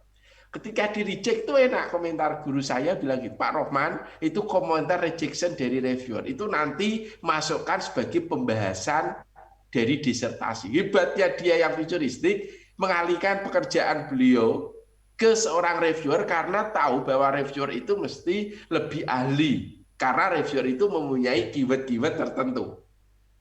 Ya, nah itu, oh iya, itu saya belajar, oh hebat ini pemikirannya. Harus berani dan toh juga tidak ada ruginya karena komentar reviewer itu mesti konstruktif. Bahkan pernah saya itu paper itu karena bahasa Inggris saya itu nggak bagus, bahasa Inggris saya itu jelek. Ya, tapi saya nggak pernah proofread. Ya, pokoknya ya pede aja. Pokoknya menurut saya ini reviewernya itu tidak minum paracetamol itu saya berani. Ya, pokoknya saya nggak pernah Pak memproofread itu. Eman uangnya. Kalau mau ya ini, kalau enggak ya enggak. Lah, itu hebatnya. Oh, ternyata memang keberanian itu penting.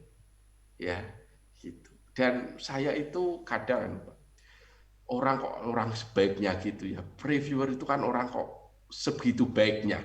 Mau ngoreksi sampai bahasa Inggrisnya dikoreksi halaman per halaman, kalau nggak ada ya dibenarkan, oh kamu konsepnya ini perbaiki gitu. Orang kok baiknya seperti itu gitu ya. Oleh karena itu, maka kita harus berani aja, Pak. Jadi kalaupun itu di reject itu, saya bahkan sering berguru kepada mahasiswa gini, orang seperti saya, orang tua ya, saya mengatakan saya sebagai orang tua itu mau nggak mau akhirnya Pak, belajar saya itu dipaksa oleh reviewer. Kita kan ketika submit suatu artikel, dia mempertanyakan seperti ini, oh kamu harus tambah ini, lah mau nggak mau kan harus membaca. Ya kan, ya itu ya sudah kita nyati. Oh iya ini mungkin caranya saya harus belajar itu salah satunya yaitu. Walaupun paper itu di reject, oh ya. Dan yang terakhir ya, memang ilmu itu dinamis Pak. 10 tahun yang lalu ya, saya kalau paper seperti itu masuk seperti jalan tol itu masuk. Sekarang itu ya sudah karena ilmu dinamis gitu. Makanya betul kata Sayyidina Ali itu, kalau Anda mau mengajari murid Anda itu ajarilah bukan untuk yang saat ini, tapi kira-kira 10 tahun ke depan itu apa yang terjadi itu seperti apa. Itu kan hebatnya apa semuanya sifat antisipatif dan pemikiran futuristik gitu ya. Jadi terutama kepada adik-adik saya, kalau senior saya nggak berani berpesan, beranilah karena dengan sabit itu Anda akan menciptakan suatu harapan. Dan kalau paper Anda itu nanti bisa publish, maka mungkin itu akan menjadi jariah kita semua ya untuk generasi-generasi yang akan datang. Mungkin gitu Bu dari saya. Terima kasih banyak Prof. Rahman. Selanjutnya kami persilahkan 10 menit kepada Prof. Heru. Baik, terima kasih. Jadi mungkin saya umum ya, Bu Moderator, agak umum. Jadi kalau saya amati, itu teman-teman yang publikasinya mandek, itu biasanya nggak punya bayangan bahwa dia nanti paling tidak mentargetkan salah satu capaian di bidang akademiknya adalah mencapai guru besar atau profesor. Jadi biasanya kalau kita jadi dosen tuh selesai doktor, seakan-akan udah doktor sama profesor itu ada jurang pemisah yang dalam, sehingga yang udah lulus doktor nggak terlalu berpikir untuk menjadi profesor. Nah, ini menurut saya penting kita punya goal tadi untuk menjadi profesor bukan sesuatu yang menakutkan, bukan sesuatu yang tidak mungkin ya. Nah, salah satunya adalah kita menghasilkan karya-karya akademik tadi. Nah, ketika kita menghasilkan karya, itu kita melakukan itu dengan enjoy ya, dengan menikmati. Jadi ketika kita punya capaian menjadi guru besar, jadi kalau dosen itu ya harus guru besar. Kalau menurut saya loh ya, dosen itu ya guru besar, harus guru besar nanti capaian di bidang akademik fungsionalnya. Ya, jadi itu harus dia target, tapi dia harus menikmati prosesnya. Nah, kalau saya dulu paling suka mengkaitkan dengan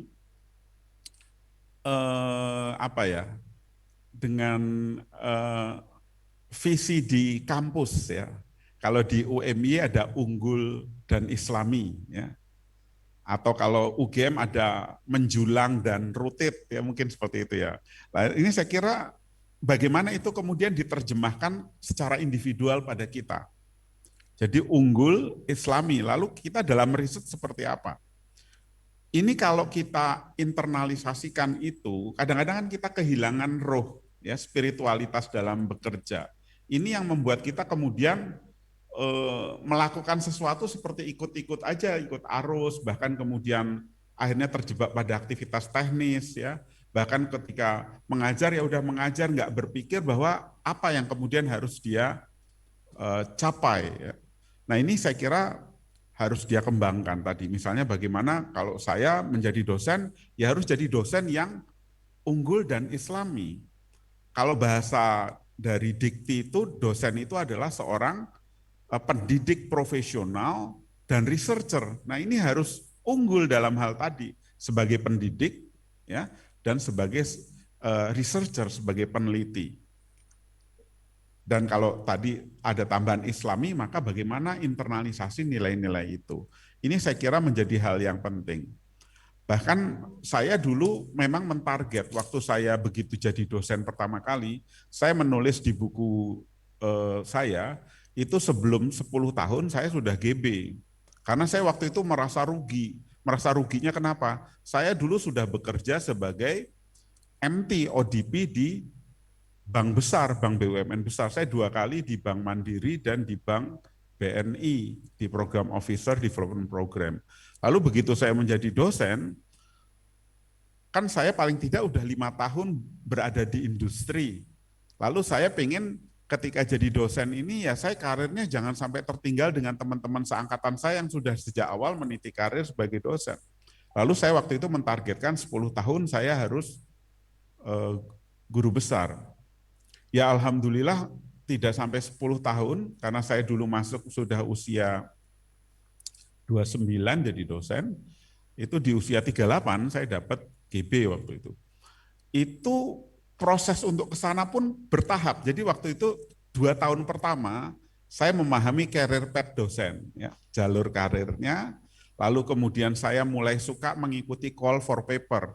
Tapi di tingkat nasional dulu, waktu itu saya di beberapa universitas ya, seperti di Semarang, di Surabaya, di Solo. Waktu itu saya jadi dulu belum dibedakan antara pemakalah dan speaker. Jadi dulu dianggap pembicara waktu itu. Wah, saya senang sekali waktu itu, tahun 2002-2003 itu saya ditulis di situ pembicara di universitas-universitas itu tadi. Wah, saya senang sekali dan akhirnya tulisan saya masuk proceeding atau bahkan ada yang masuk jurnal waktu itu.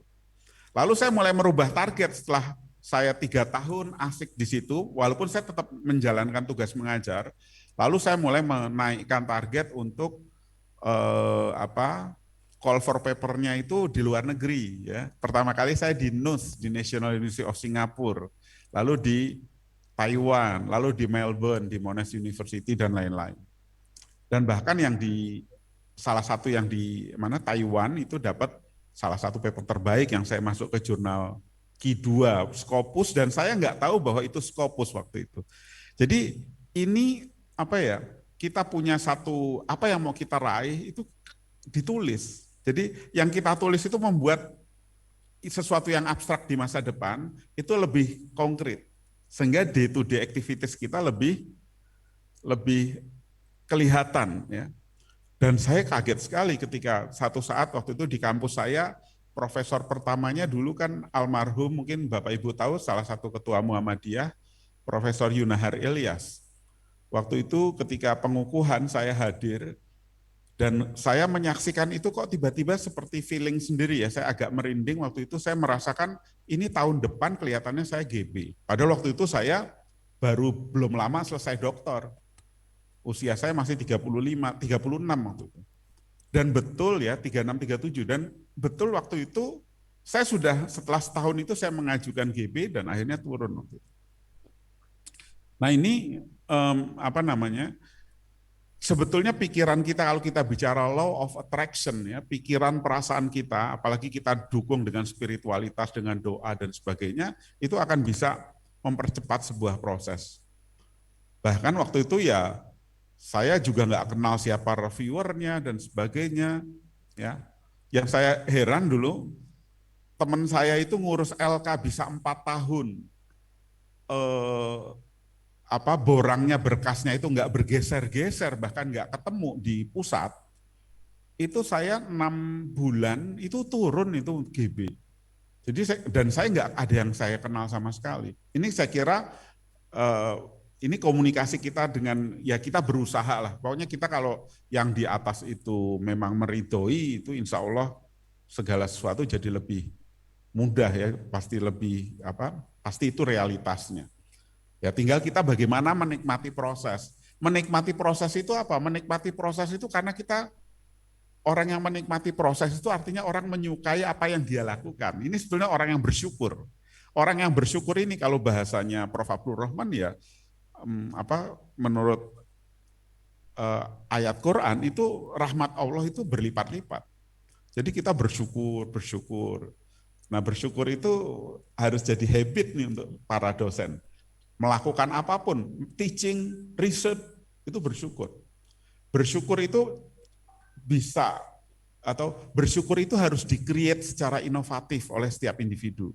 Jadi kita nih menjadi subjek, sutradara. Untuk apa? Untuk untuk bisa bersyukur. Sehingga bersyukur ini menghasilkan bahagia yang kreatif. Bersyukur itu apa sih? Bersyukur itu kan sebetulnya bisa saja kita heran melihat orang itu punya banyak masalah tapi kok bersyukur. Ya. Jadi bersyukur bukan terkait dengan ada sesuatu yang dia dapatkan. Tapi bersyukur itu sebetulnya ketika kita memilih channel secara kreatif. Mungkin saya punya alasan kuat untuk marah hari ini, untuk pesimis, tapi saya memutuskan untuk bersyukur. Saya memutuskan untuk optimis. Ini channel yang saya pilih. Mengapa saya milih channel itu? Karena memang perintah Allah itu ya semua orang harusnya bersyukur. Kalau dia bersyukur, rahmatnya akan semakin berlipat-lipat. Nah, apapun profesinya, kita harus bisa memaknai itu. Nah, kadang-kadang nih dosen ataupun pekerja, ya, orang yang bekerja, itu bermainnya di transaksional proses. Kalau saya melakukan ini, saya dapat apa? Tapi saya lupa memaknai lebih jauh. Ya. Jadi kalau kita bicara hukum misalnya saya nih nulis di publikasi ya, dapat insentif, saya seneng. Saya ngajar dapat honor, saya seneng. Ini baru level kedua. Jadi ada 3 level sebetulnya dalam pada diri manusia, ada material, ada instinktif. Jadi kalau saya dapat sesuatu saya seneng, saya menghindari sesuatu yang menakutkan, ini adalah instinktif. Tapi kalau udah masuk ke level spiritualitas, level yang paling tinggi, atau level yang namanya unconditional loving, atau cinta tanpa syarat, maka ini luar biasa. Jadi ketika kita jadi dosen, kita harus pastikan bahwa ketika saya mengajar, itu yang saya pikirkan bukan honor. Meskipun honor ya it's okay, tapi kita bukan itu yang kita pikirkan. Yang kita pikirkan apa? Yang kita pikirkan kita sedang membangun sebuah generasi besar bangsa masa depan. Ini yang harus dibangun oleh para dosen. Sehingga apa? Sehingga dunia dapat, akhirat dapat. Inamal amalu biniatnya, niatnya itu lurus. Ketika riset juga gitu, ketika teaching juga gitu. Itu yang saya tidak tahu kenapa kok saya termasuk terjebak dalam rasa syukur dalam hal ini. Artinya kok beruntung ya? Kayaknya beruntung itu kadang-kadang ngalahin orang pinter. Jadi orang-orang beruntung itu orang-orang yang kalau menurut penelitian psikologi, orang beruntung itu karena dia banyak senyum, dia bersyukur, dia mengeluarkan positive emotion. Nah kita ketika jadi dosen nih, ketika riset, ketika teaching, ya, itu positive emotionnya muncul. Masuk kelas itu pastikan happy, bangun tidur pastikan bahagia. Lalu outcome itu insya Allah lebih baik. Jadi kita nih kalau bicara dimensi waktu, ngelihat masa lalu, jangan sampai masa lalu itu membuat kita itu jadi beban. Hari ini jadi beban. Tapi masa lalu itu harus jadi sumber energi, karena kita berdamai dengan masa lalu, kita memaafkan masa lalu hari ini dan masa depan akan jauh lebih baik. Masa lalu itu tidak bisa dirubah, tapi dia bisa mengubah masa depan menjadi jauh lebih baik. Salah satunya adalah publikasinya lebih baik dan cepat jadi guru besar ya, atau bahkan nanti capaiannya masterpiece-nya bisa lebih meningkat lagi ke depan. Bagaimana kita memberi makna dan kita bermanfaat buat lingkungan. Saya kira itu Bu Moderator. Terima kasih. Assalamualaikum warahmatullahi wabarakatuh. Waalaikumsalam warahmatullahi wabarakatuh. Menarik sekali Prof. Lain syakartum lazidanakum walain kafartum innakalam sabil syadid. Bagaimana kita mensyukuri segala nikmat Allah dan yakinlah bahwa innallaha la yughayyiru ma biqaumin hatta yughayyiru ma bi anfusihim. Memulai sesuatu memang sering kita mengalami kegalauan, apakah kita maju atau kita duduk, ataukah kita tetap duduk di tempat tanpa berbuat apa-apa. Tadi disampaikan oleh kedua narasumber kita bahwa kalau kita ingin maju, maka tentu kita akan melakukan suatu perubahan, dan perubahan itu harus dimulai dari kita sendiri. Karena innallaha la yughayyiru ma biqaumin hatta yughayyiru ma bi anfusihim. Allah tidak akan merubah nasib satu kaum kecuali kaum itu sendiri yang merubahnya. Luar biasa kedua narasumber kita telah menyampaikan kepada kita bagaimana langkah awal yang harus kita lakukan di dalam menulis artikel jurnal berreputasi internasional, dan juga kedua narasumber juga telah memberikan bagaimana kiat kita dalam menulis artikel jurnal yang insya Allah nantinya bisa lolos dalam jurnal ilmiah berreputasi internasional. Dan tentunya bagaimana menuju publikasi. Bapak Ibu yang kami banggakan, khususnya para peserta, insya Allah kegiatan kita akan kembali dilaksanakan pada klinik artikel jurnal pada tanggal 25 Mei 2020. Saya selaku moderator tidak akan memberikan kesimpulan karena saya kira Bapak Ibu telah mencatat dan mendengarkan secara seksama penjelasan kedua narasumber kita yang luar biasa, dan tentu kami atas nama panitia, peserta, pimpinan Universitas Muslim Indonesia mengucapkan terima kasih atas perkenan Prof. Heru telah menyampaikan materi pada hari ini. Prof. Abdurrahman insya Allah berkah, dan saya kira apa yang telah disampaikan memberi kemanfaatan, khairunas anfa'uhum linnas, memberi kemanfaatan kepada kami, dan semoga kami para peserta insya Allah motivasi kedua narasumber kita bagaimana berani untuk melakukan sesuatu, berani untuk menulis, dan berani untuk mengirimkan tulisan kita, artikel kita kepada jurnal ilmiah berreputasi internasional. Jangan mundur, karena insya Allah segala sesuatu apapun yang akan kita lakukan insya Allah akan memberi kemanfaatan untuk diri kita dan untuk lingkungan kita. Dan sebelum saya akhiri, sekali lagi terima kasih dan mohon maaf jika dalam interaksi kita selama 4 jam di kegiatan penulisan artikel jurnal ilmiah berreputasi internasional ada hal yang kurang berkenan. Dan selanjutnya saya serahkan kepada Ibu Kepala UPT Pusat Jurnal Publikasi Universitas Muslim Indonesia, Ibu Dr. Syir Haja Neti Said MS, akan menyampaikan beberapa hal sebagai closing dari seluruh kegiatan kita pada penulisan artikel jurnal ilmiah berprestasi internasional. Saya sekali lagi mengucapkan terima kasih dan mohon maaf. Assalamualaikum warahmatullahi wabarakatuh. Waalaikumsalam warahmatullahi wabarakatuh. Baik, Assalamualaikum warahmatullahi wabarakatuh. Terima kasih Ibu Dr. Nurjana yang telah memoderatori acara ini mulai dari awal jam 10.30 tadi hingga saat ini. Yang kemudian saya menyampaikan terima kasih banyak kembali kepada Profesor Abdurrahman dan Profesor Heru Kurnianto yang telah memberikan banyak sekali pelajaran buat kami. Mudah-mudahan ini bisa dimanfaatkan nantinya. Saya kira ini sangat bermanfaat buat kami, dan mungkin melalui kesempatan ini saya ingin minta kesediaannya mungkin nanti bisa membantu kami di dalam mereview beberapa tulisan draft yang sudah masuk ke kami, sesuai dengan tadi pernyataan Prof. Rahman bahwa memberi itu lebih baik ya daripada meminta. Jadi saya harapkan demikian, Prof. Berdua.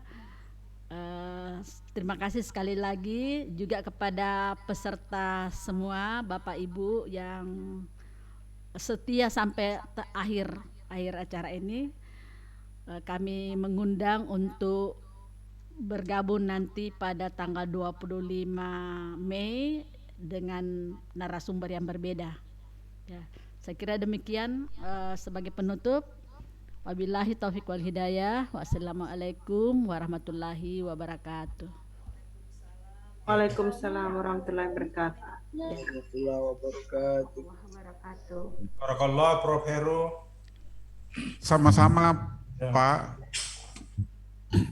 Barakallah. Terima Prof. kasih undangannya. Ya. Terima kasih semua.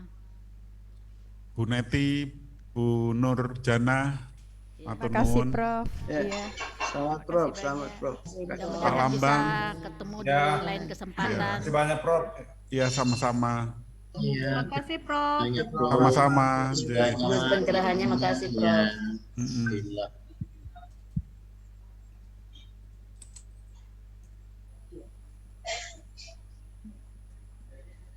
Saya share WhatsApp saya ya di sini ya. Iya, Prof. Baik, Bro. Ya, makasih, Prof.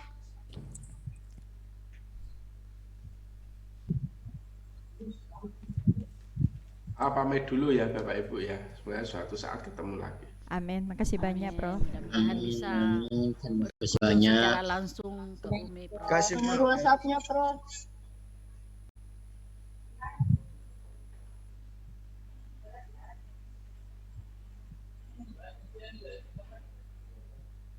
Ada sama Ibu Neti. Siapa itu? Ya, Pak Ahmad. Ada sama Ibu Neti nomor WhatsApp-nya.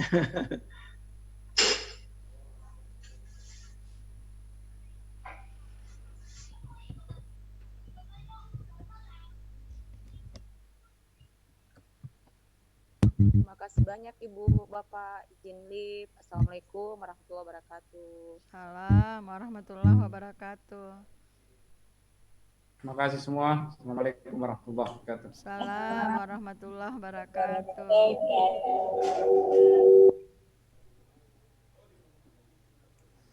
Ibu Neti, yang selanjutnya nanti itu linknya sama ya Bu? Nanti dikabarin. Nanti tunggu kabarnya. Nanti disampaikan Mas. Terima kasih Bu. Terima kasih Bu, Lip dulu. Terima kasih banyak.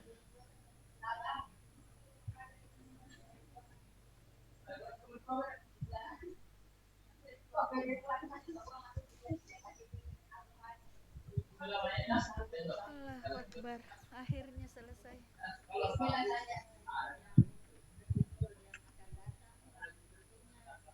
Saya minta linknya saja toh. Tanggal 25 momentumnya dicatat di situ nanti tarik. Sudah catat memang. Saya enggak tahu siapa